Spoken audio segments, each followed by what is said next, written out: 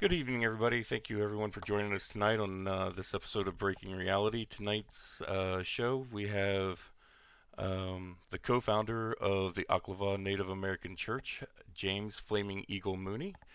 Hi, James. How are you doing tonight? Well, I'm so kind and gentle tonight, it's almost sickening. So, James, first off, I want to say it's a great honor to have you on the show. Um, it's really humbling to have you here on the show talking about the different subjects that we're going to be discussing tonight. And tonight, I think you said you wanted to start off discussing some of the history of the indigenous people of North America and just stuff along those lines. So why don't we go ahead and get into some of the history and stuff and start us off, and we'll have people asking questions and stuff as they go. I'll bring up the chat, and when I see people ask something, I'll wait for the right time to uh, ask the questions, and we'll just we'll go with the flow tonight. We'll see where spirit leads. Oh, sounds really good. I like that idea. Well, listen, I tell you what, why don't we start off with the stories? I'll just simply relate stories that have been told to me by a multitude of elders from South America, the tip of Peru, all the way up to Alaska. And I've sat with a lot of them. But most of them are all gone now. And I've been working with this for about 40 years now, and most of the elders that I've worked with and that really guided me, they've all passed over now. But I'm going to relate these stories that were given to me. Now they're just stories, and but it might stimulate some really good thinking and some real good thoughts about of appreciation of who we are and where and appreciating the people that came before us and provided us with what we have now.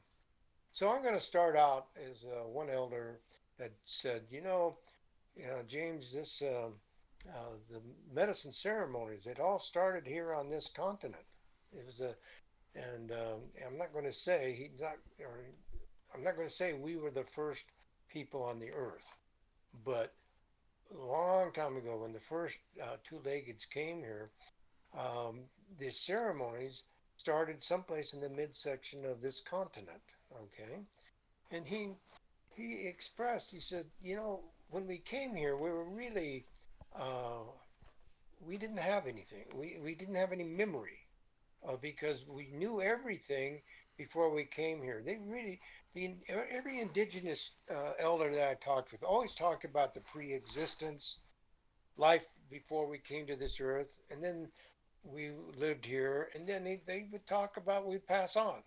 It was not something like death and birth and death, even though they talked in those terms, but it was no dramatic thing. It was just like waking up to a new day is the way they kind of conveyed that to me. But anyway, they when we came here, um, and it's interesting. Every culture, every indigenous culture I've talked with, and or actually just listened, they all had this thing about a mist or something that comes over our mind that causes amnesia, and we forget everything that we had or understood in the pre-existence, so that we would learn to follow our heart in this dimension of life. and um, and it really made sense to me because I was very cranial. I thought very much when the medicine first came on to me, but and it's so interesting. I was just reading some study at a university and said that when they put a drop of embryonic fluid onto the brain of mice, it caused instant amnesia. Oh, I thought really? that, yeah, I just thought that was, you know, it kind of confirmed what these people were talking about. Some people would call it a mist, some other people would call it a veil, some people would call it a cloud. or something, but it's basically there was something that would come over our being where we did not know, we forgot everything that we knew, and that it was a test to learn. This life is a test to just live in prayer and just follow the inspirations of our heart is what it amounts to. And I don't know about you and the majority of the people that are listening to it, but I'm telling you that is really tough Oh to yeah. to fall in your heart, you know, and because the spirit, the way that it's been taught to me is that by the indigenous people is that the spirit touches your heart first, and then your head assists your heart in getting what the heart is inspiring things to do. Well, anyway, so these people, as it's explained, and I'm not saying that they were the first people or not, but that's the way it was explained to me, is that when they came to this earth, they were totally, completely naive about what was going on. And so the Great Spirit took sympathy and gave them prayer so that they would learn to just stay in prayer and they would be guided through prayer. And then the ceremonies of the sweat lodge to honor and respect the creative process. And it goes on and on and on. And the breath ceremony, which is really done by the Tarahmaras with the running, but most northern tribes, they don't think about breath as being so sacred. But the Tarahmaras and the Huicholis of Mexico, oh, that they're known to be able to run 100 miles and it means nothing to them because the Wow. breath is so sacred. Every time you take a breath, and the oxygen, the breath, is the vehicle in which the Great Spirit enters every cell of your being, and that's a prayer. You see, and I believe that the first ceremony that was given to the people to help them out was prayer. Then there's sweat lodges, and then there's the breath syrup, and then there's the Sundance, the green cord ceremonies, the multitude of all the ceremonies that they have, the ghost dance, and these were all given to them by the Great Spirit to help them to have appreciation and etc. The potlatch ceremony is another ceremony which was really practiced by the East Coast, no, excuse me, the Northwestern tribes, where the potlatch ceremony was all about a giveaway because they didn't believe in that they were poor or they were wealthy. Everybody shared. And Right. there's a big difference between this culture and their culture simply because in the indigenous culture, you recognize as a great person on what you give away. In this culture, it's what you retain. I mean, it's totally the opposite, is what it amounts to. But anyway, so as a progression of people starting to exercise these ceremonies, they had this incredible life. It was just beautiful, okay? Now, none of them would say what happened or how this happened, but they just said that all these ceremonies were really the center of them was here in the midsection of this continent. And you were talking about it when we were talking earlier about the mounds, Yes. you know, Yeah. and so there is a, and that's in the center part of this continent. Yeah. The earthwork Yeah, effigies and stuff that are done.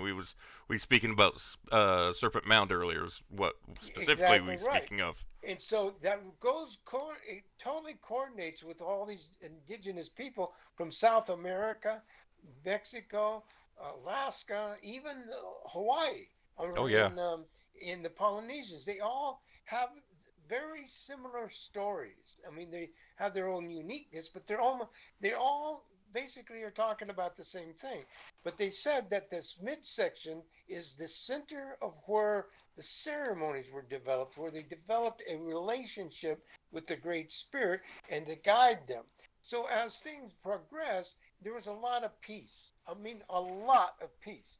But Right. then something happened, and nobody would say what it is, but these continents were separated, and if you look at Africa and you could see they look like they separated from the same thing. Right. They look like puzzle pieces that need to just be pushed back together.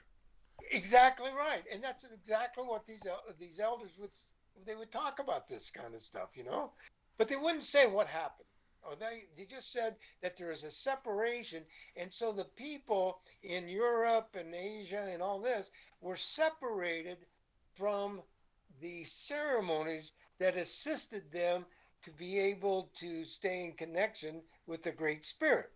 Now, what happened is that as they went away and they didn't have the essence of the ceremonies, they ended up getting corrupt. And how they'd corrupt the ceremonies by greed, saying, "Oh, look at," or pride, "I've got this much, and you need, if you want to go to heaven, you pay me some money, and I'll Right. see to it," all this other stuff. Anyway, so things got really corrupted. All right. Then the height of the corruption happened around the Tower of Babel. Okay. Right. Now, the green corn ceremony, which is practiced by the Cherokees and the Creeks and Choctaws and etc., southeastern tribes, basically, they have 7 stories, and one of the stories is about the Tower of Babel. Now, this blows me away. When I sat and listened to the story, they're talking about the Tower of Babel, and that's the first story. Right. The next 5 stories are about islands that they migrated from. And on those they had a story for each one of the islands, and I'm not going to go into those. I'm only going to talk to you about the first one, which was the Tower of Babel, and the seventh one was about landing someplace around the midsection of Guatemala.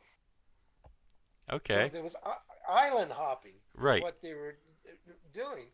And each one of these stories now, to, with the Seminoles doing the green corn ceremony, it's usually 7 days. And the first day, the men sit in a circle and they talk about one story. The storyteller, who is a very sacred person with the Seminoles, the storyteller will tell the story about the Tower of Babel and what went on. He'll say it 7 times. And then he will assist the person sitting next to him to tell the story 7 times. And it goes all the way around the circle, and it takes a full freaking day for everybody to tell the story. And the second day is about the first island. The third day is the second island. Fourth, all the way to the last day when they landed on Guatemala, okay, in South America or Central Central America. America. Yeah, Yeah. Central America. And then they talk about that they would start to clean up their ceremonies, okay? But they would almost immediately start corrupting it again. And it was about a 300 or 400 cycle that they would go through. Like they'd have 300 or 400 years of peace, and then they would corrupt their ceremonies, and it would get all bad again. And it was just a cycle Right. that would go on and on and on. So what happened now is these people migrated from Central America and then went to South America, but some went up to all the way up to Alaska, and then they learned the ceremonies again of how to deal with them. They got the ceremonies, and then they migrated all the way back to Central America, and they got corrupted again by the Mayans, Aztec, Incas, etc., and the Toltec. But that cycle of 300 or 400 years of peace and tranquility would go on because they were practicing the ceremonies in the way they were meant to be in the beginning, you might say, by the Spirit. You remember I talked to you about all the techniques and things you learn. Yep. Yeah, it's good to have them as arrows in your quiver, but the only way you really practice the ceremonies is with the Spirit, Right. is what it amounts to. Now, it's in that moment when spirit speaks to you. You have to be ready to act, and so having those things in your quiver, like you spoke of having them as different arrows, being able to mhm, reach back and draw that arrow when that time when spirit speaks. speaks because of that individual has a different feel or a different need, and you're there specifically to serve them. Right. Now, in the sweat lodges, the way I was taught to do sweat lodges is that a sweat lodge person always has long hair. Now, the reason they have long hair is one, when you're in that sweat lodge, it's almost like cactus or like cat whiskers. Man, I don't understand why I'm able to see things or feel things inside that lodge, and the only explanation I have, because the elders said you got to have long hair, and but that's one of the things.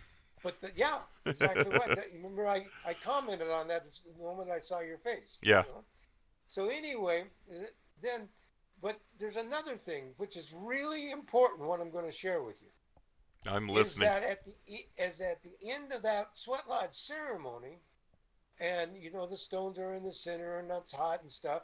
Well, the person that's conducting the lodge, he's the last one that leaves the lodge. He's the first one into the lodge, and Hmm. he's the last one outside the lodge. And of course, in the beginning, he blesses the lodge and gets it ready for everybody, and then he does the same thing. But he's the last one that leaves.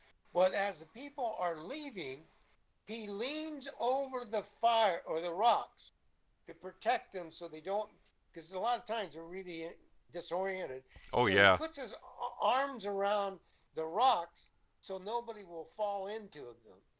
But when he does that, before he puts his arms around and invites everybody to leave, he pulls his hair over his face so that it's not James Mooney. It's the spirit that's conducting this lodge. And it's just a symbol to say, this is not about James Mooney. This is about the spirit. That, that veil comes over his face. Right. And so it's a symbolic thing, is the spirit is what ran this, not um, um, Strong Elk or Geronimo. It, it's got nothing to do with that person. It's a Right. spirit. That spirit, he's a hollow bone. He's just simply having things flow through him. He's just a service to those people, Right. and that helps also to keep you out of the ego trip and all this other nonsense that goes on. I think on that point, if I can make a point there on what you just said, a lot of people don't realize it's it's a position of a servant or of a servant leader is what they are. They're not there for their own ego. They're there to Absolutely. serve everyone else. And that's a big part of what a lot of people don't understand in these roles is when someone takes on the role of being whether it's a minister or a spiritual leader or whatever the role is that they're taking within either their tribe or their community or where whatever their societal group that they're in, it's it should never be to boost that person's ego. It should be a really humble role where even though they may be in a position of leadership, they're not there going, you do this, you do this, you do this. They're sitting there going, what can I do for you? How can That's I basically it. serve you? But it's a little different. It's a little different than what you expressed. Is that in reality, what's going on is like there's a person that goes out and searches out everything. He like when people were coming out from the east and coming migrating to the west, there were these scouts, and they would go ahead of everybody and to see where the safest place is. Well, that person in case like a sweat lodge ceremony, he's been there. He knows what that's about. Right. Okay, and so if he come, he's instructed to follow to direct these people, and it is an edict. You damn well better listen to what he's saying and do exactly what he's saying, because if you don't, and you violate what he's been telling you, and you get hurt, that's on your accord. Oh But yeah. if you're following everything that he's telling you, you're going to be safe. And like keep telling I remember when I was doing sweat lodge, I said, you just sit down, you just stay down, and if anything, you might want to hug the earth and get some feelings with the earth and Oh put yeah. mud on you and stuff like that. Well, one time I had this guy, and he was actually an Indian, and I, he stood up instead. Oh no! Yeah, Oh no! I've done lodges. I told you earlier about doing lodges. That I had my first experience in doing sweat lodges when I was 15 years old. I know that is a bad move. oh yeah, but you wouldn't listen to what I said. Ben, he hit the ground, so he knocked him out. As a matter of fact. Oh Then I no! had another guy, another incredible guy. I said, "Remember, you're inside the mother's womb, and Right. so don't mess around and whatnot." Well, this guy got so hot, or whatever it was, and he started to dig underneath the blankets and stuff, and the lodge and stuff. So where's all the heat going to go? Exactly. Right through there. He, It's good. It's like opening a vent, and you got your face right yeah. in front of that vent. And it just, I I mean, I remember when I it done was my first lodge, they said if you start to overheat, bend over, put your face right to the earth, and cup your hands around your face, and just breathe in Mother Earth. yes, no, that was smart. That was Yeah. really smart. Anyway, so these ceremonies and the people that lead the ceremonies, it's just so important on the leadership, and that's what's so good about Oklevueha now is that we have a council of advisors, and we have a whole list of different medicine people Right. because they've been vetted, all right, and they're really strict. And so when people decide that they want to investigate or look into these ceremonies for their own health or spirituality, it doesn't make any difference. Uh, but if they search into it, at least they know with Aklava, those people have been vetted, and they're not a bunch of yo-yos that have had a couple ceremonies and think that now they're a medicine person, and then they end Right. up hurting people. I I I, It's like, I was gonna go say ahead. I remember something that actually came out through the church was in discussing the different sacraments was there was an interest in ibogaine or imboga, and the Aklava said no, we're not going to do that right now because we do not have any medicine men or women that are trained and certified that we can vet into this.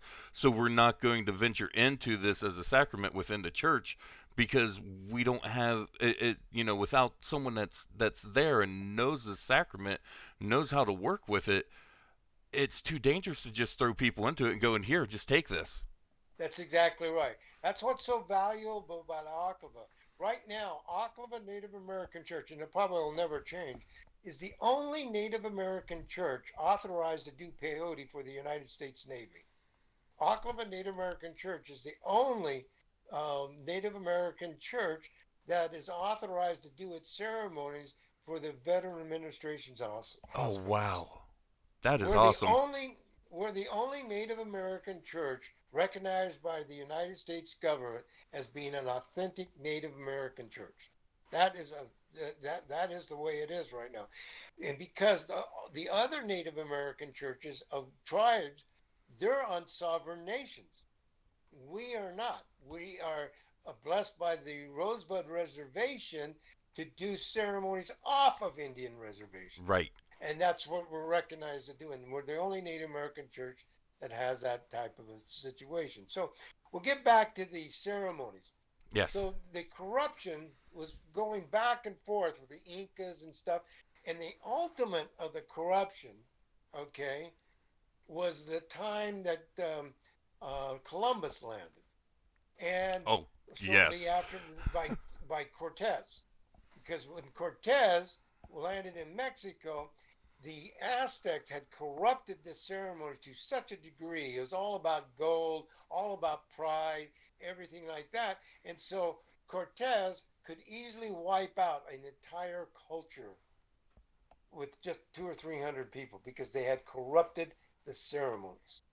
So, as Columbus came up, that was the end of the period of time of really tranquility. Now, think about this for a minute.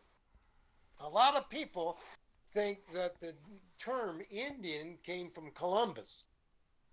not according to the northeastern tribes. The word Indian actually came from Leif Erikson, who Right. landed in um, north In Newfoundland and northeastern. Yeah, okay, and he found that these people were so beautiful.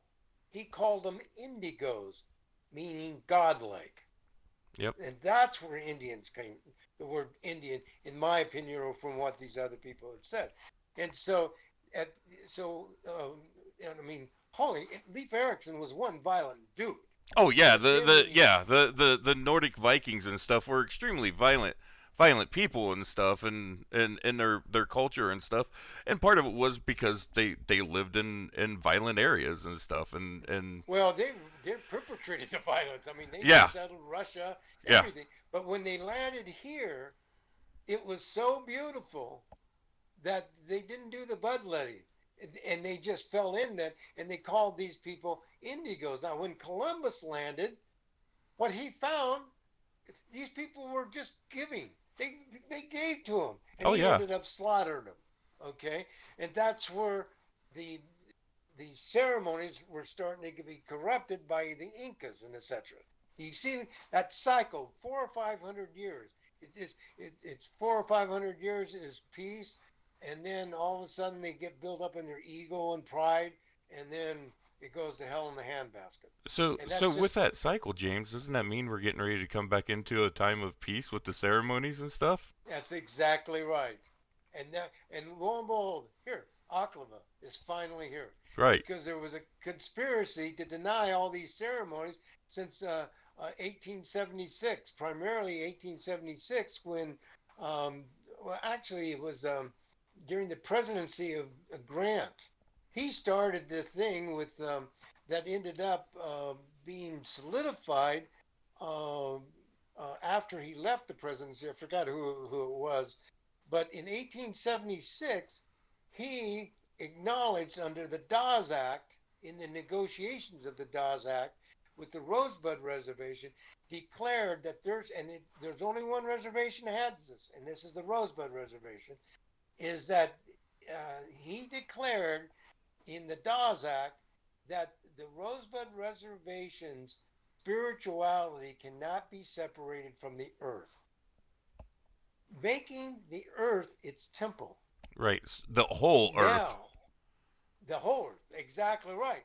And so the whole process at that time was about capturing the earth, Right. migrating from the east coast to the west coast. Oh my gosh.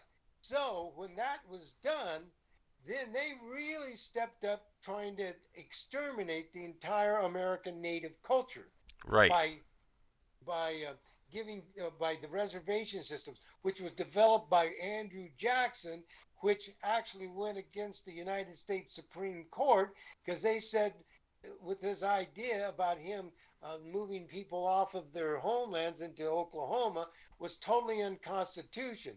Well, Andrew Jackson said, "Screw you! I got the army, and you're just the Supreme Court, so I'm going to go ahead and do what the frick I want to do anyway." Right. And that's where And we get the Trail of Tears and everything else that started with the God and the Cherokee reservation nations system. and the Creek and the Creole and the Seminole and everyone being moved off of their lands into to the reservations, which the reservations were lands that they deemed unworthy for them to use, and they decided that they was going to put the Native Americans there and just give them But these then, gifted lands. but then here's the real horrible thing.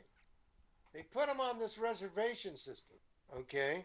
In 1876, it really started picking up because that's when the reservation system was closed down by the Dawes Act. And the Dawes Act were agreements that they made with every one of the different tribes. They were all different because they all had different systems and etc.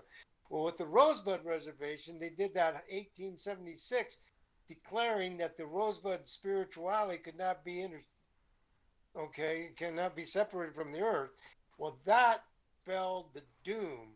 That put a target on all medicine people because the medicine people, through their stories, is how they continued the culture. So they started outwardly killing all medicine people. Right. And, and that was an extermination order. And so when they put the Indians on the um, Oklahoma, all the reservations, they started feeding them smallpox infested blankets, Right. and more Native American people died of of disease pandemics than the bullets. So what happened is that the people felt, holy crap, this is really getting bad. So we got to get off these Indian reservations. So then they put a bounty on these people's heads. If you're on, you're going to get poisoned. If you're off, you're going to get. They kill you, take your head, and for Seminole was $200. I Right. mean, back in the 1800s, $200 was a lot of freaking money because those Seminoles were really badass people, type of thing. Oh yeah, they were. Yeah. So anyway, um, so this came about. This was going about, okay, and the ceremonies were um, so important, but they knew any conquering civilization of another uh, civilization, they always want to take away their power source. Right. Therefore, they outlawed peyote, they outlawed all the ceremonies. And they went after the medicine people because they're the ones carrying. So the last two medicine people that were really known, that people know about, was Crazy Horse. Now the reason they killed Crazy Horse and had his own people kill him, he wouldn't sign a peace treaty. Right. Now, this is what's going to be really, really important.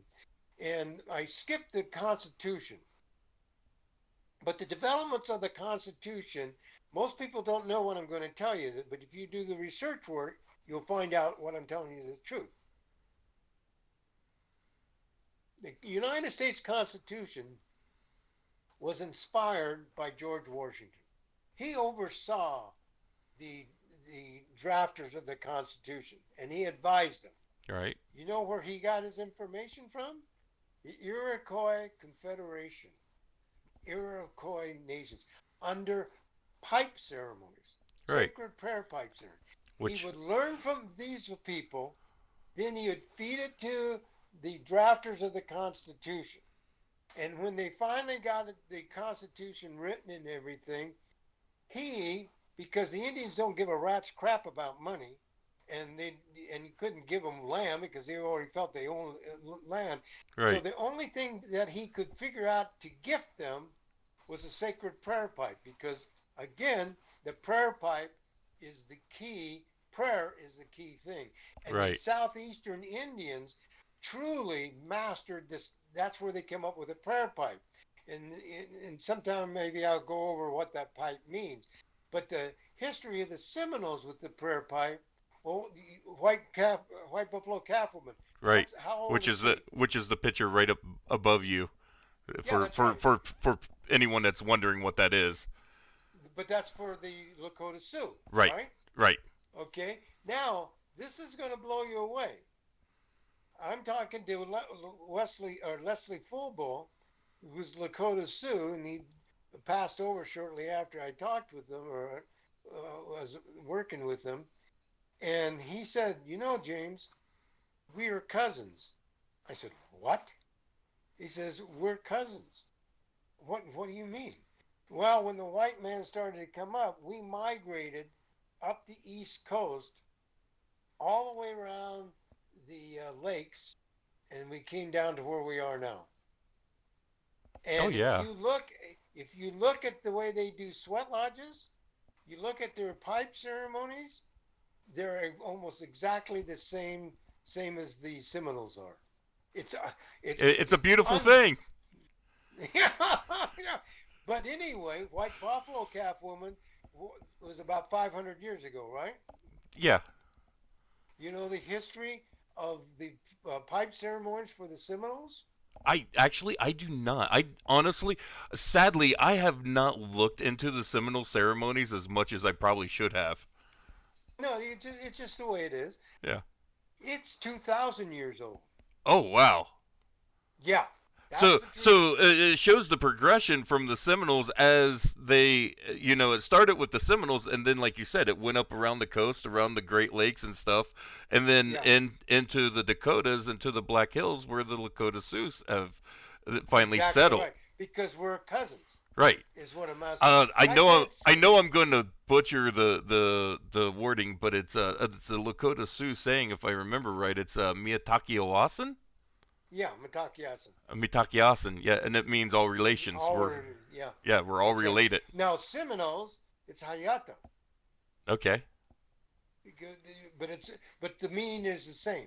right. It's so interesting. There's key words, even though they sound different or whatnot, or but they're so similar with the Lakota Sioux, and that's who Oklevueha is. Is Oklevueha is actually a an organization that honors the two unconquerable spirituality of the indigenous people of North and South America. Because Crazy Horse and Sitting Bull would not sign the agreement, they killed them. And the Seminoles of the Oklevueha Band, which is part of Orange Spring, it's Orange Springs, Florida, they never succeeded. They didn't sign a treaty. They weren't killed off. But there was only about I think about 18 of them left after they Oh found wow. hydro. Anyway, but they are known as the Unconquerable Seminoles, or the University of Florida, State University of Florida, called the Unconquerable Seminoles. Yep. Well, they are actually named after our particular tribe. Right. And matter of fact, they came to us. That lance that the Seminole person rides on a horse and stuff like that. They came to our tribe and had them make another one that wouldn't break, because they wanted to have one that would break. So when they went over to Florida University, they could break the thing, saying you're going to lose this game. So it's quite a history, if you know what I'm saying to you. So yeah. anyway, so the you got the Constitution that was actually devised by the indigenous culture. Okay, Right. and the reason for they came up with this is because they learned how to have all these different uh, cultures to live in harmony, and that's where they came up with handwriting or hand um, signals, so that they would be able to communicate but still maintain their own language. Right. I mean, it was just, and so the whole thing was about having respect and honoring people's differences. Okay, and that's what the Constitution is really about: Right. honor and respect other people's differences. Okay, as long as they're not trying to hurt you or trying to destroy you, then leave them alone and honor and respect the differences. Right. And Like that's what the Constitution. when you get into the Bill of Rights, it's the pursuit of life, liberty, and happiness. That's right, And the way you see it, right. not Right. Not the the way way anyone somebody. else sees it. Not the way, the guy down the street on the corner sees it, and not the way this person over here sees it, but for each individual. Yeah.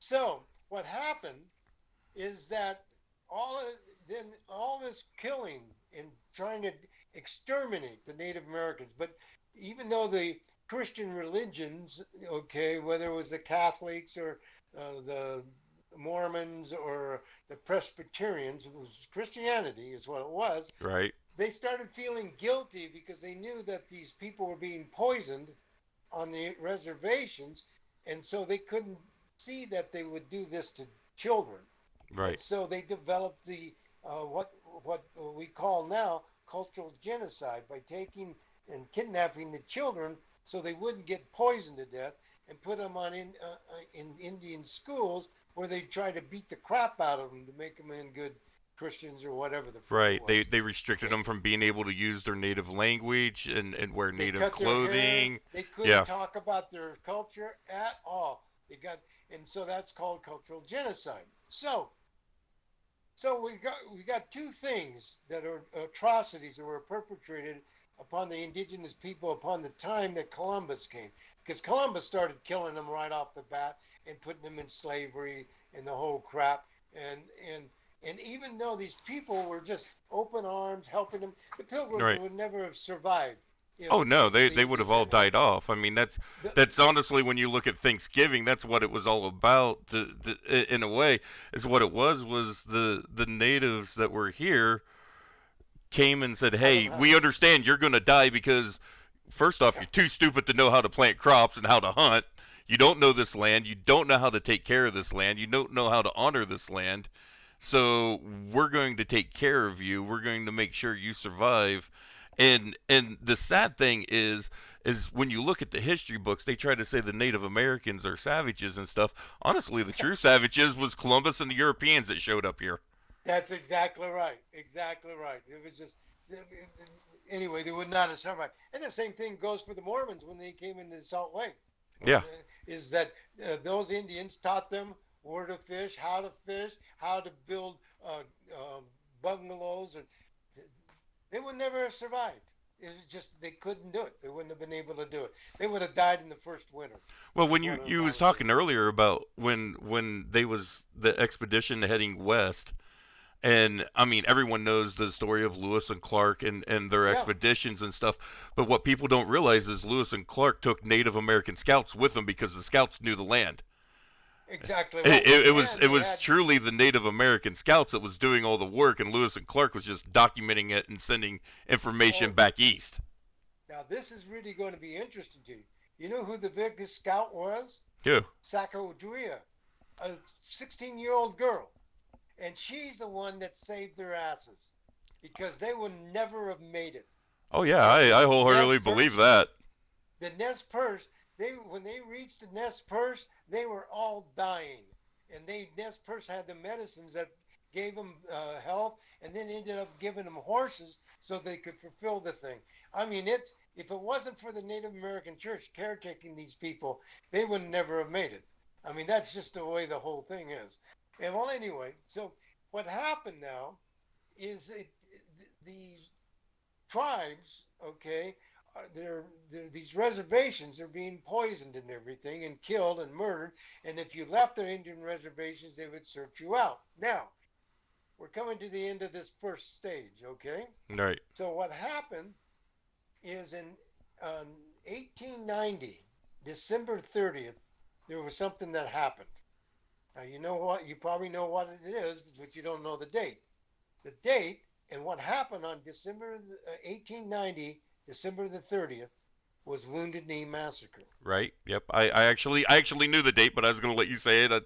That is one thing that I'm very familiar with. I've actually studied Wounded Knee greatly and stuff of what happened at Well, Wounded Knee. then you know that what happened is the group of Indians escaped off of Pine Ridge Reservation, Mhm. and the Seventh Army got up to them, but they didn't want to fight them Right. and kill them because they would have got their asses kicked. Because the Indians were far superior warriors and fighters than the Seventh Cavalry. It just They were superior horsemen, hands down. superior horsemen, superior fighters, every which way that there was, and they had guns. Yeah. And that was, and so they said, "Oh, we don't want to fight them." So they said, "We will protect you if you come back to the reservation, back on to the reservation." So that's what they did is they brought them back under the idea that they were going to be protected, and they brought them to Wounded Knee on the hillside around surrounding them, set up Hossagan guns, and ended up wiping out all these people. Well, about 2 weeks prior to that, they killed Sitting Bull. Now, this was a big mistake because of the Right. history of mankind. This was not unusual for a conquering society to exterminate the conquered. If you go back to the Old Testament, go and murder everybody in the city Yep. and stuff like that. Yep. That's almost like a human trait that we have of just totally eliminating all of the people Right. that you When the conquered. children of Israel were sent into the promised land, they was told to go in and kill every Canaanite they found. That's exactly right. Okay, but that kind of behavior goes all the way through mankind. Right.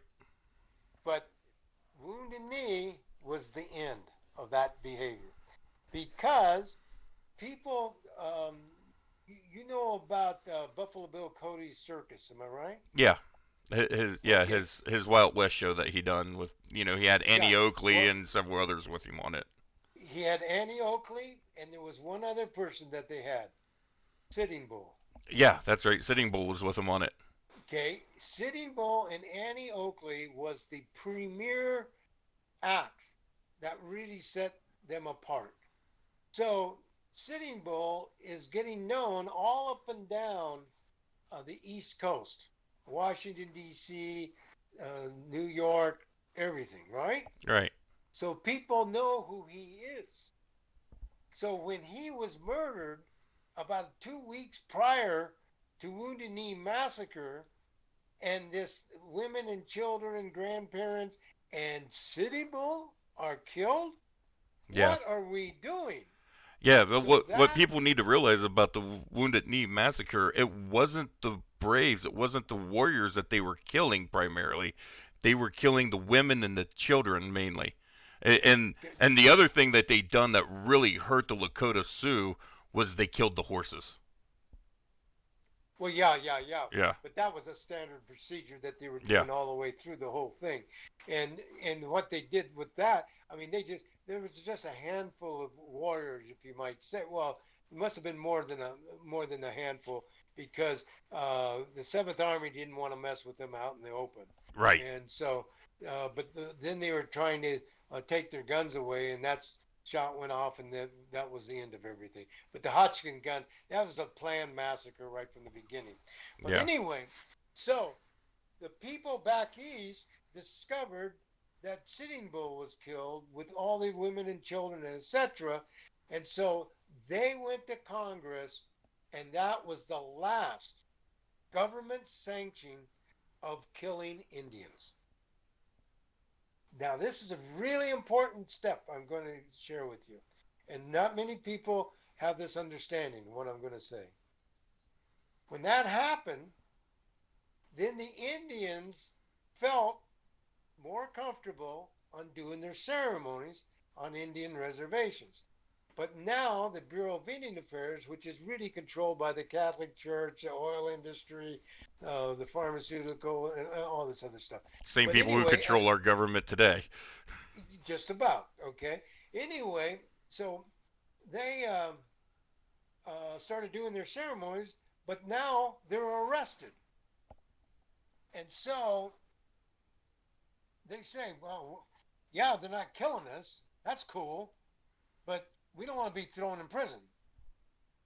And so they started doing their ceremonies off of Indian reservations. Right. So when they did that, these churches and these people with money and the stuff like that went to this is 1918. So you got about 28 years. Okay. No, yeah, about 28 years of Indians going off of Indian reservations and doing their ceremonies. These people, special interest, goes to the Bureau of Indian Affairs, says, you got to go stop those Indians from doing those ceremonies because we got to terminate their ceremonies or their culture. Bureau of Indian Affairs says, I can't. They're out of my jurisdiction. You're sitting down. Yeah. And that's good. Yeah, it's really good. Do I So need to these strap myself people, down? yeah. So these people designed a law that would outlaw the American native culture, including speaking their language, and they called it the Peyote Law. And the reason they called it the Peyote Law is because they knew peyote was utilized before recorded history to be the premier sacrament for the indigenous people that was used in all of their ceremonies. Right. And on the trading routes all the way from Peru all the way up to Alaska, that was the premier commodity that was traded on those trading routes Right. because it was so powerful and so safe that it was used all the time. and it was the premier sacrament for the indigenous people of North and South America. So they called it the peyote law. So this peyote law to outlaw the entire American native culture from speaking your language, from practicing the ceremonies, it would be a felony for you to do a pipe ceremony. I mean, Right. it was just horrible. Okay, in 1918, they submitted that law, and that law actually passed the House of Representatives.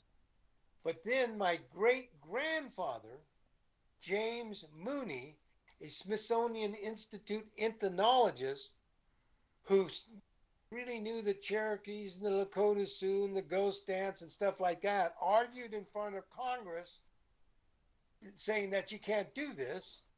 And the Senate took his arguments at heart and they killed the bill. My great grandfather went to the Indians, mostly the Lakota Sioux and the Oklahoma Indians, and said, "You won this battle, but these people have so much invested at the at suppressing your constitutional rights that this is not going to stop them. They're going to come at you again. Right. The only way you're going to save your culture in the long run is by incorporating it as a church." Therefore, he drafted the Native American church, the first Native American church, and then submitted it and incorporated it with the United States government, all in 1918. First Native American church. And the reason he did it, because then the culture would be protected under the First Amendment. Right. After he did that, he went to them and said, "Now this is going to save it in the long run. But what's going to happen, because there's so much invested, that they will convince the government agencies and the civilization of the United States that the only way you can practice this religion is if you're on an Indian reservation. And therefore, the Bureau of Indian Affairs can keep a cap on your abilities to experience your civil liberties." Right. Okay, that lasted until 2005 when James and Linda Mooney stood in front of the Utah Supreme Court and they said unequivocally, you cannot legislate a religion on racial and political discrimination. And you Okay. won that case. Oh, you, uh, unanimous. Yeah. Unanimous decision. So, and then things happened after that. But that's the part that I wanted to get part of. That's how the Native American Church came about. And then the next time we get together, we'll talk about how Oklevueha came about. And I'm really looking for that. I did have a couple questions come up, and I just wanted to Sure. wait until the end so we could Yeah. address these questions. Um, Puck asked earlier. One of the questions that Puck wanted to know was here. Let me find it. Puck says, "I want to know how you feel about native troops being used in certain forms of media." And Puck was talking to me earlier about like how like some of the Native American spirituality and stuff is used and portrayed in different things like video games, and TV culture and stuff. Yeah. And I think it's kind of more along the lines of like cultural appropriation of the spirituality and stuff of these things being pulled over, and what you think of that. Okay. If you're asking for my personal opinion, if that's what it is, then I'm more than happy to give you that.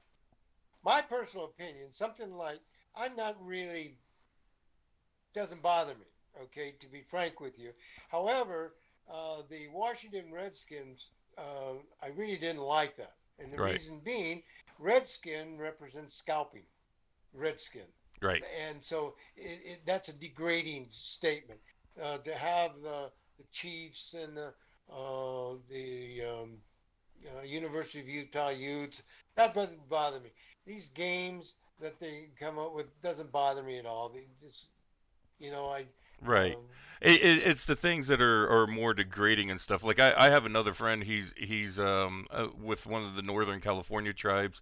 He served as a treasurer on the tribal council a few times. I was asking him about some stuff the other day, and he said, I don't mind the stuff about where you see some of the different things that you see with that's Native American based in our culture and stuff and in our society today.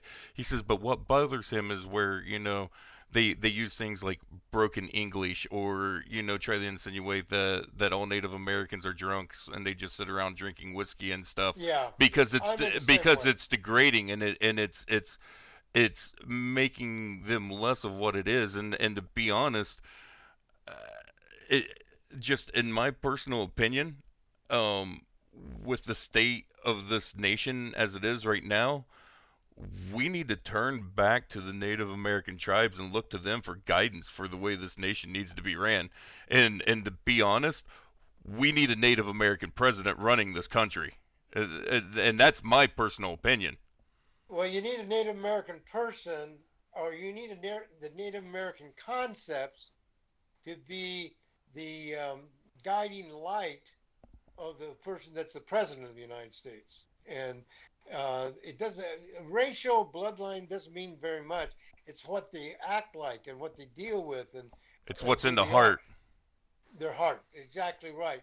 And I personally believe that we do have a person that comes really close to it. And remember too, Oklevueha and the Native American culture is really a matriarchal society. Amen to It, that. Aho. okay, and Oklevueha is a matriarchal church, and there's no see because in my tribe, um, the Seminoles, um, and my tribal chief just drilled this into my head, is like a young man or a boy, a baby, would be nursed uh, most generally up to 5 years, and he would never leave his mother's side for at least another 3 years. And the reason being, he needed to learn the lessons of the mother before Right. he started to learn about being a man. Right. And basically, it's called unconditional love. Think about the way a mother is about a baby. I mean, Right. I mean, that's the most beautiful. I still go into grocery stores or Walmart or Target or whatever it is, and I love just taking a seat and watching these mothers, a baby in the cart, one hanging on the side of her, on both sides of herself. Holy hell! I couldn't do that for all the frickin' tea in China. But these beautiful mothers, I mean, they're just beautiful. Oh, It's there is just there is nothing in my opinion more beautiful than a mother. It is one of the motherhood is the most sacred and divine thing that exists in um, in all of creation. There's nothing else. Motherhood is creation and it is love. Love is creation and yeah. motherhood is just it's so sacred and it's I actually read something that it was talking about the divine femininity and the divine powers of the woman that they are the only being powerful enough to pull a soul into creation. They are the Oh, portal for the soul to enter this world. oh, that I go along with that 100%. That Oh to me yeah. is really beautiful. Okay, you have another question? Actually, I had one just asked. Mal asked, "What is the selection process for a tribal chief for Native Americans?" And he says, "Sorry if it's been asked already." No, that has not been asked. Um, um, hmm. I quite often in the beginning of my medicine career, people would call me a chief, and I would come back at them and say, I am not a chief. A chief is a person that takes on responsibility for a large group of people. I'm a medicine man, okay? And as my tribe dedicated me to be their medicine person with their council and everything, they said I only have to follow one dictate, and that's the spirit. Right. However, that spirit dictates to me. The tribal council can't tell me what to do. The chief couldn't tell, and she was really, I mean, she was overbearing. But she says, "I cannot tell you what to do. You have got to deal with that." So a chief is a person that is so courageous he takes on the responsibilities of what the tribe needs. Right. I only have one thing. That's whatever the Spirit prompts my.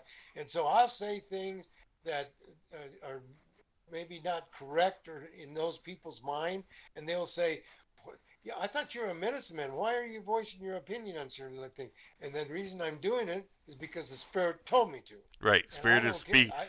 Spirit is And speaking through you, and yeah, you're a conduit for spirit, is what you are as a medicine man. exactly right. And so uh, you know, when I was a kid, they had a special saying, something about words don't bother me at all. Well, they don't bother me a bit. You know, they just don't. You can say whatever they want. Like the state of Utah said, for almost 10 years, I was the biggest, most profound uh, drug dealer in the world, or in Utah. uh, Didn't bother me a bit. Mal's asking again how they select chiefs, though. He's curious Okay, about how that. they do that is usually by, from my experience, it has a lot to do with lineage, but not everything. It's who they prove. It's who they prove themselves. Now, like uh, um, in my traditions, it was a lot about lineage. Okay, but I don't know if that's exactly right or not. But Right. usually they have to prove themselves, not at the political process that the tribal governments do now. Most of the tribal governments don't. The leaders are not spiritual leaders at all. But a lot of times, the spiritual leaders, such as Sitting Bull, such as um, Crazy um, Horse and Crazy Horse, these guys were chiefs. And then you had Red Cloud and things, but they were also spiritual. right. Okay, and but they led in a total. They totally led by example, and they would never interfere with a person's own free agency, if you wanted to call it. If you ever want to really see what a chief does, watch Dancing with Wolves, and Great movie.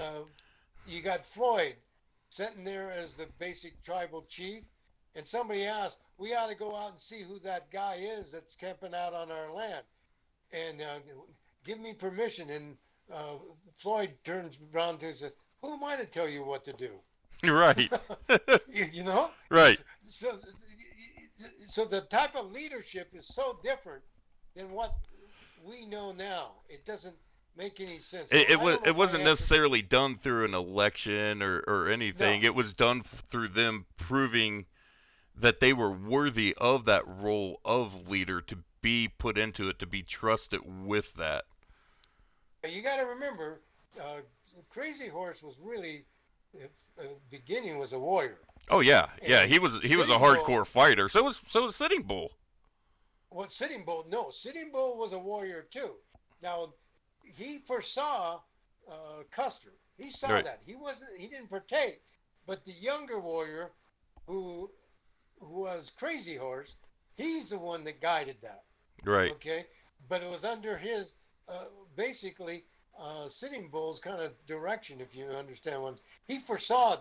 The slaughter was good, but he Right. didn't partake. And a lot of people said he was a coward because he didn't partake.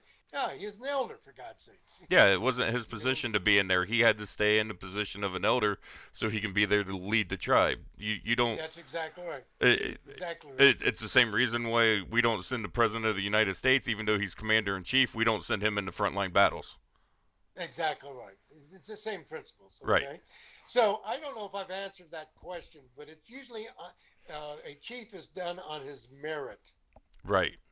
But quite often, the the genealogy or the bloodline, because of their training, and it's like Quannon Parker, the Comanche. Okay, I mean he was a ferocious warrior. I mean he was violent. Okay, he was a half breed, but his dad was a chief, and so he assimilated and he became a chief in the most profound of all the chiefs of the Comanches. He made a transition being a violent warrior to being just one of the most respected. He turned from being violent to being a really legitimate human being that did so much good for the Native American people. So I can't say it's strictly on bloodline. Osceola He was not a chief. He was a war chief and a medicine man. Right. And Okay. and and for people who don't know, Osceola was Seminole. Yeah, that's exactly right. And Yeah. the thing is that the um, um, the chiefs, it's just a different thing. They take responsibility for the whole tribe, okay? And it's not elected, it is earned. It's by the deeds. And Right. guess who usually is the person that appoints the chief? The medicine man. The women. Oh, the women. Oh, yeah, that's right. The grandmothers are That's it. usually who speaks. But doesn't the medicine man usually have say in it from spirit speaking through them as well? No, no, I'm talking about the chiefs. I'm Okay. not talking about no. Nobody tells the medicine man in the Seminole way. Well, no. What Nobody. I'm saying is the medicine man doesn't the medicine man give insight into the being chosen of the chief? He might be. He might have counsel. Yeah, they will. I mean, it'd be very wise to counsel with them because Right. it's like even today. It's like I will do advice on certain things that are going on in social, whether it's political or whatnot.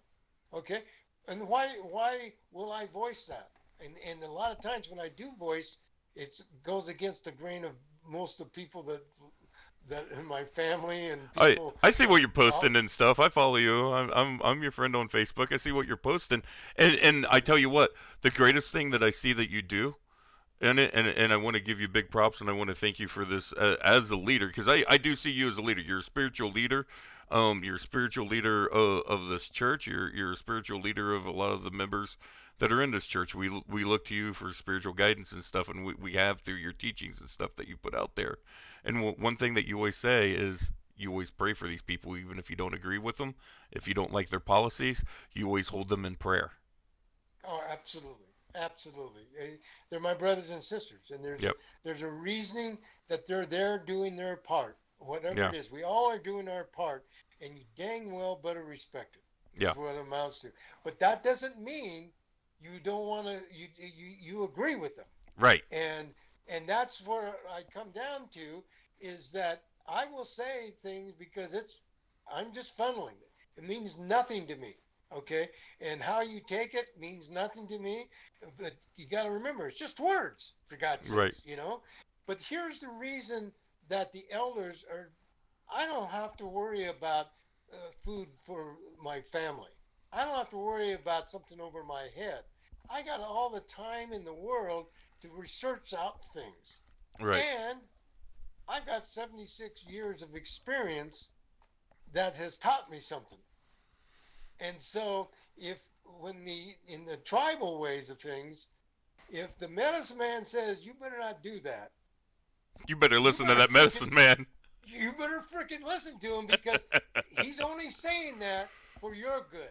He's You're not right. trying to build his ego. He's not trying. He doesn't have a false agenda. He has nothing other than what is good for you. Right. And if you want to ignore him, guess what? It means jack crap to him. Right. His job is only to say, give the message. And if you want to take it, great. If you want to flip your finger at it, that's okay too. Doesn't make any difference to him. Medicine But man's his gonna job, continue on doing his same thing no matter what at the end of the day. absolutely, means jack crap. Yeah. And so you got to be people that want to ignore what that, just like if you're in a sweat lodge, if you want to ignore what he's telling you to do, go ahead, but you're going to suffer the consequences. You're gonna. There's a good chance you might end up face down on top of a couple of hot stones. Oh, baby, you got right. Now I've seen some people, and they just says, "God, why in the hell didn't I listen to you?" You know, and stuff like. But there again, now let's talk about this. There was this yo-yo down in Sedona about 10 years ago that killed about 3 or 4 people in a sweat lodge Oh wow, I because didn't hear about that. he didn't know what he was doing, and so he ended up killing people. He ended up going to prison for a while. But he was charging something like $10,000 for a weekend, and it was just an idiot. Okay, but you look it up sometime. This Hey, guy that someone trying to just make money off of the spirituality and capitalize he on did a it, and couple sweats. He yeah, did a couple sweats, and now he can do sweat lodges. Yeah, I mean, I've it's I've done a couple of sweats. I'm no way near ready to run a sweat lodge anywhere close, and definitely wouldn't be starting off in the position of a water pourer. yeah. Okay, do you have any more questions? Let's see. Let me look over here. Mouse says it's hard to trust modern day medics in terms of long term treatment for things. Would much rather trust a medicine man with a holistic approach. Well, there's a lot of truth to what that person is, the essence of what he's saying. Right. And I could give you some horror stories. I'll go ahead and give this to you. Um, I had about 2 years ago, I was diagnosed by about 6 or 7 doctors to have pancreas cancer. Okay, they it was an accident of how they found it, but I had something going on, and they took X-rays of um, my body or my bowel, and they saw something on my pancreas, and then they said that looks like cancer. Looks like you got pancreas cancer, and so they said they'd like to take a look at it, put a scope down me, and take another look at it. And my wife and I said, yeah, I have no problems with that. Just I don't want to do a biopsy. Right. But anyway, they went ahead and put the thing down to me. But just before I'm under anesthesia, and my wife said I didn't. I said I do not want to have a biopsy. Right. Well, anyway, just before I go into the operation, they have me sign the paper to okay the biopsy. Oh, So why they you was ended up, under the anesthesia? yeah, yeah, Oh, that's really, shady. yeah. Well, anyway, they went ahead and did a biopsy, and it came back I had pancreas cancer. So I'm sitting in this room, and this is about 2 or 3 years, 2 years ago, I think. And I'm sitting in this hospital or this doctor's office, and there's about 6 doctors, Mm-hmm. and they said they're telling me I got maybe 3 months at the max to live, and um, and and they want me to do this operation. And I asked them, I said, if I have this operation, how much does that extend my life? And they said, well, extend your life maybe 3 years. And I said, can I play golf during those 3 years? And they said, no, I don't think so. I said, the hell with the damn Then what's the thing. point of extending the life if I can't go out and enjoy it? Yeah, yeah, yeah. So my wife kind of heard that, and she said, we'll get back with you. All right. And so we walk out of the doctor's office, and Linda doesn't like me to say this. Okay, she got into my she got into my face, and she says, for the last 15 years, you've been trying to kill yourself because of your diet. And she said to me straight out, face to face, this far away from my face, and said, if you do not start eating what I tell you to eat, your ass is out of this house because I'm not going to sit around and watch you kill yourself. Whoa, that woke me up. You got a I lost good 30. woman there. I lost 30 pounds in less than less than 2 months. I, you know what? That that I just went to the surgeon today because of my hernia surgery. It's no history or no mystery about that. I'm open and stuff about what I'm dealing with that. And they told me I need to lose weight, and they want to send me to a nutritionist. Maybe I just need to talk to Linda instead. I would, I would, and because she put me on this diet and stuff like that, and I lost. And the doctor, about 30 days later, called me up, the head doctor that did the biopsy and the whole thing, and says, "How you doing, James?" I said, "Man, I'm doing fantastic. Man, I haven't felt this good in 20 years." He says, "What?" I said, "Yeah, I'm doing fantastic." He says, "Well, uh, I haven't. You haven't ordered any more pain medication." I said, "Well, hell, I stopped using that a long time ago." Don't need it. And he said, what? I said, yeah, I stopped using that a long time ago. And he says, you don't have pancreas cancer because if you have pancreas cancer, it gets worse. Right. And so somehow they totally misdiagnosed. But I discovered, and this is my feelings, and I don't mean to be disrespectful, but man, when they know you got insurance, the the holy veil is spread apart, and they're going to do everything in the world for Oh yeah. you. And so I tell you, my best doctor and my physician is my wife and my daughter, and There you go. she studied medicine. But that does not to say and be disrespectful to the medicine profession. But the pharmaceutical industries, remember, they get all of their information from the indigenous cultures. Right. Almost And every medicine they make is a synthetic form of some form of plant medicine that got is it. used. Now this is the way I converse. Mother Nature knows what every one of these medicines are, and Right. I'll never forget this. Chief Clifford Jake, he was a roadman, a Bannock Shoshone roadman. Clifford White Buffalo Man Jake was his name, Okay. and I remember when he helped cure me of something, and I went to him thanking him and said, "We got to take this to the white man," and he says, "No, I don't like those people," and they need to wallow in all their pain. But and then he said, but you I'll train you to take it to the white people. But remember, if you do this, the white man will throw you in his jails and the Indians will try to kill you. And boy, did that come out true. But anyway, he said to me, and I'm there, I can see it now. I'm sitting in his backyard with his horse and looking up in the mountains. And he's saying to me, he says, James, everything that ails these people, this culture, the answers are up there in the mountains and the deserts and the oceans. Oh Okay. yeah. And and he says, but I'm not going to tell them. I'm not going to let them. You know, but you can.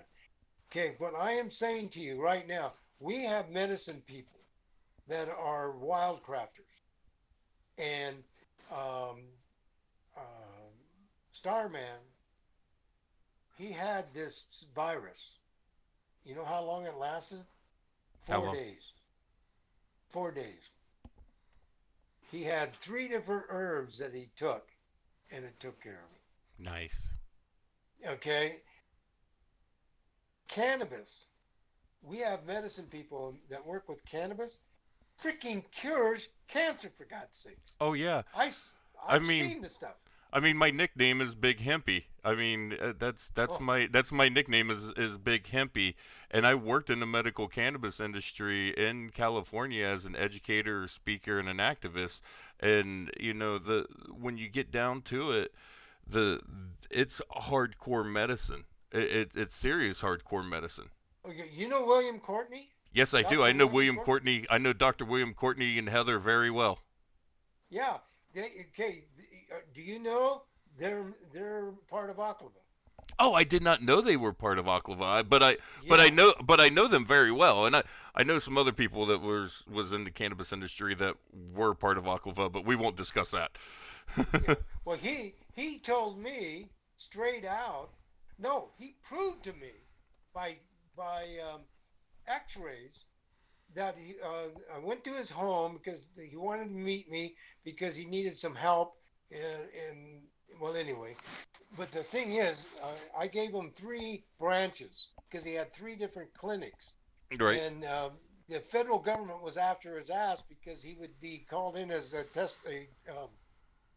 expert witness right, for these parents that didn't want to do the chemotherapy, and so then the government went after his ass.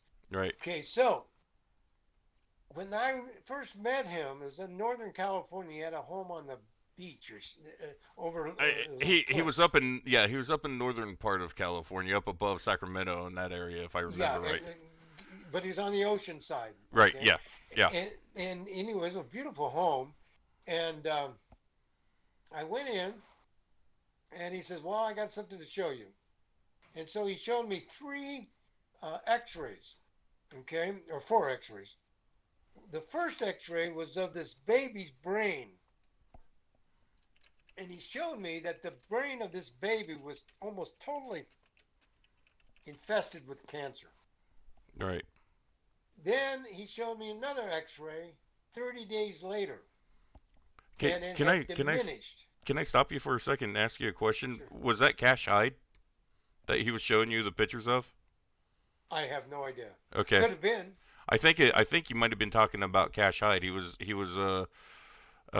diagnosed with terminal brain cancer early on, and they called the family in that he was terminal. He was going to die, and they actually got him the what they call the Phoenix tears, the hash oils, and put it in through his center line, his feeding tube and stuff, and then he ended up clearing up really quickly with that.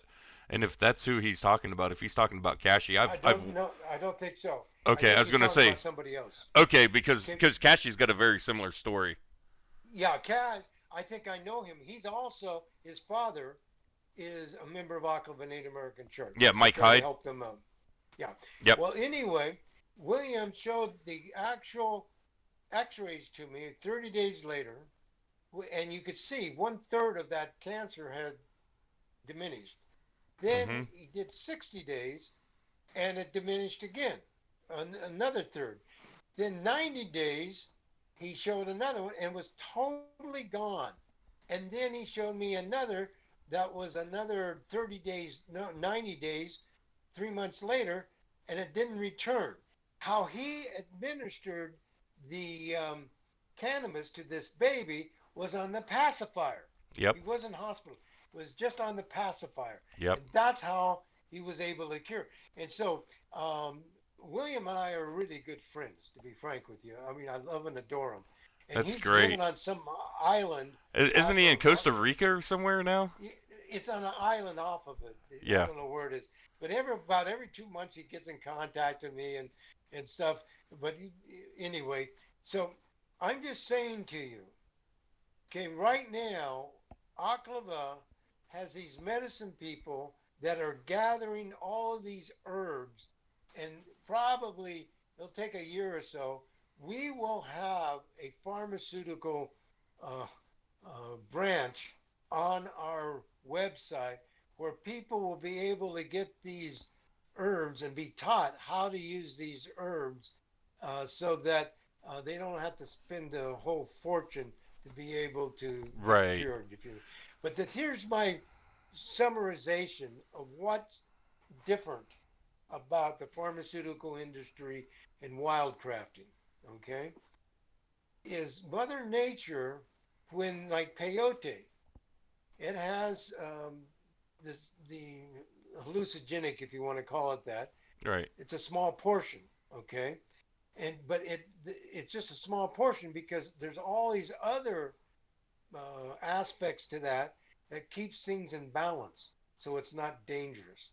What we do as mankind is we take one little item out, take that out, and Right. forget about the stuff that keeps it in balance. Right. And so then we got all these problems of ODing stuff. Right. It's like when It's you see the synthetic cannabis, what they're doing is they're making a synthetic THC molecule, but they're not getting the terpenes and the other cannabinoid profiles and stuff that's in there with that plant, which is part of the medicine. Those terpenes and stuff that's in those plants are actually what the real medicine is. yeah. And for Well, it's a people who balance. right. And for people who aren't familiar with what a terpene is, it's part of the plant, and it's what gives it its smell, its taste, its flavor, all those things. But that's an important part of it. I got some stuff on that. I'll copy and take some pictures and send over to you from some stuff that I done out on working with Cannabis Times magazine. A guy named Matthew Cote wrote some good charts on some terpenes and stuff that I think you'll really enjoy seeing. Well, Another. I'm really kind of stupid when it comes to that. I'm about as stupid about the things you're talking about right now as I am about technology. I mean, I am just out to lunch on that stuff. But I hope I answered that question. I have a lot of respect for the medical profession. Yeah, Okay, but it's got its place, right. and and we have our place, and but it's just so sad. What I just it's just that we'll get into some other stuff, but I hope I answered the question for that person I think that you asked did. that. It was Mal who was asking, and he said that he had to go. He's on a different time zone. I can't remember what his time zone is. It's pretty late for Mal right now, though, where he's at.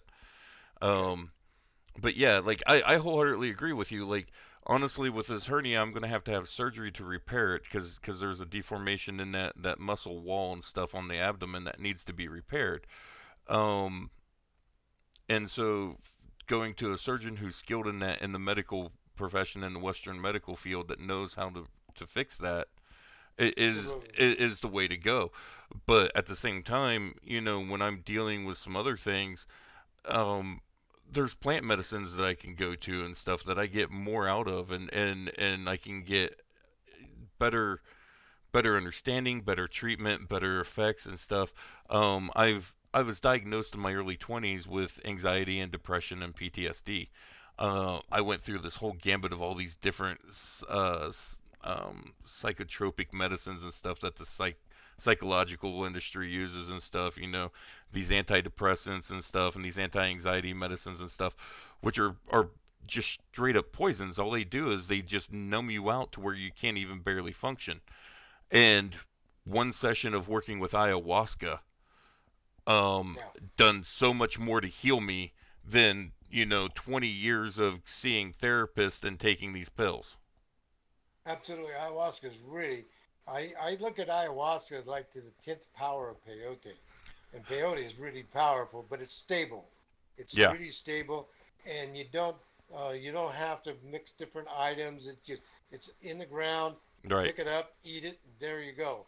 And then because some of these ayahuasca people, they'll put different things in it, Yeah, and you got to be that's really careful with what's going on when you're starting, especially like when you're looking at a shaman or a curandero or someone to work with ayahuasca. You really got to vet that person out. You got to know who you're working with, and within I don't know all the different branch leaders and stuff within the Oklevueha Native American Church and stuff who work with all the different sacraments, but I do know who works with the Peaceful Mountain Way, Demian, who has been on the show multiple times. People who've seen the show know Demian and stuff, but I know him. I know the medicine that they work with. I've worked with them. I'm a member in good standing with that branch. It's the branch that I'm in the church through and stuff, and that's where I learned everything that I know about ayahuasca. well, they're good people. But anybody that is vetted by Oklevueha Native American Church and are in good standing, you can really have confidence Oh, because absolutely. they step out of line, they're gone. I They and don't. I and I've seen it. I've seen it, and I want to thank you because I was actually talking to a friend today about one of the branches that was out in Northern California. We don't have to name any names or anything for any of the people, but it was one of the branches out there that kind of got out of line, and the council and stuff stepped up and said, "Hey, you are not doing things right. You are not adhering the lines. You are not administering these medicines in the right way. You're not being respectful with them, and you're not paying the proper respect to spirit and stuff when you're working with these. You're gone. You're out of here." And their charter, as far as a branch, was yanked. That's exactly right. Yeah, They they're doing a phenomenal job. yeah. They're just doing a And phenomenal job. heads off to the leadership and stuff that works with this church and stuff. I am just in awe of the leadership and every single one of the medicine men and women that I've got to met and come in contact with and stuff and got to work with and and I even expressed to you I'm working on becoming ordained through the Peaceful Mountain Way right now and really learning to work with these sacraments in a really deep way and um the process like we was talking about earlier we go through a process. It's not just you show up, you pay some money, you get ordained, and you can go off and do this.